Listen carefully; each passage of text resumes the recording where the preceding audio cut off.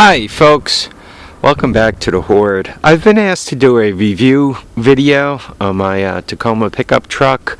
I have just under 5,000 miles on it, about 4,900, and I wanted to do it before it snowed and we ended up with a mess. This is a 2005 Tacoma. I don't know, what do they call this? The extra cab. Right? It's got a suicide door in the back. I bought it with the came with the jump seats. You guys could see the interior. It has cruise control, fancy radio. The interior, electric locks, key fobs, all that junk. The interior, it only has two things that I consider wrong with it. First of all, my Toyotas right there tell you what temperature it is. This does not do that. The other thing is the windshield wipers, they just have high and low. Really, no intermittent or delay or any of that other stuff. The truck cost, it was just under 25,000, and that would have been drive-away cost, just under 25. It's a 4-cylinder with two-wheel drive, so would have been, and that's where it came from, Prestige up in Kingston, Toyota Tacoma. And once again, it's a 2015. This is the engine it's got in it. And that probably doesn't mean anything to anybody, so let's show you this sticker. So anyway, it was just under 25 out the door. And they gave me a couple of grand on a trade-in. I traded in a PT Cruiser, and so I drove it away. It was 22 and change. In the 5,000 miles, the only two things that have bothered me is the lack of intermittent or delayed wipers, and the it doesn't tell me what temperature is outside. Are they big things? No, but considering it's got cruise control and all this other fancy stuff, I figured it would have that too, and it doesn't. So, on fuel economy, normally when I'm running it on the highway, I'm running it to and from my son's place out in central PA, and I'm kind of speeding with it. I'm pushing it pretty hard, but well, I'm not pushing it pretty hard, but I'm typically doing somewhere 75 to 80 for long stretches of time, and when I do that, it gets about 25 miles to the gallon.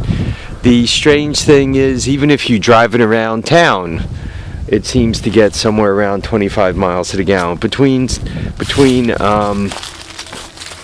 I bought this last March, so I had it for the summer and all.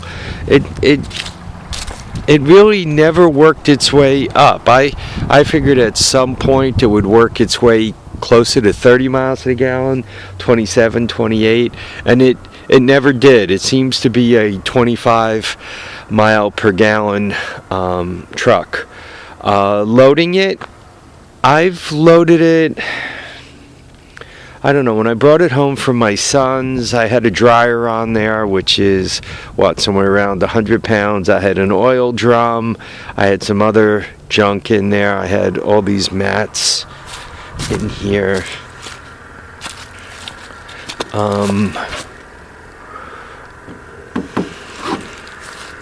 I don't know, how much have I put on there? Probably somewhere around 1,000 pounds at the most. Oh yeah, I hauled pellets with it. When I hauled pellets with it, it had a full 1,000 pounds on it, right? Because I took it in two pieces. I took the load in two halves. And you know what? It did fine with I had to get over a mountain with that 1,000 pounds, and she did fine. She climbed the mountain and all that. Generally speaking, whether it's loaded or empty, it is not a racing car. It does okay, but it's not a racing car.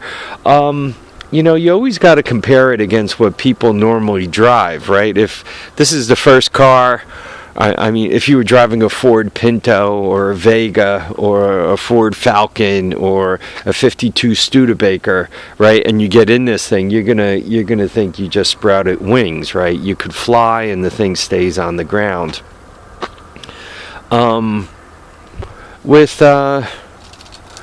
You know, I normally drive, you know, Corollas. There's one of them. I had an F-150. I have the Ranger over there, right? I had a Suzuki SX4, and I'd compare it to really like driving around a Corolla. It feels like you're driving a Corolla. It doesn't feel that, the seat doesn't feel that much different. I keep a towel in here just in hopes of keeping things a little nicer. Yeah, my co-pilot went to the afterlife.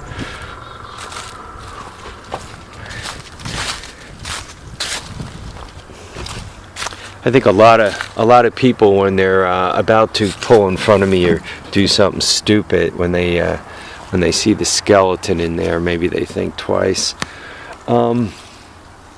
If they could see it. I mean, you could see it through the windshield and all. Would I recommend this truck? I sincerely do. For the price, I think it's a really, really nice truck. Would I buy it again? Yes. Can I afford to buy it again? No.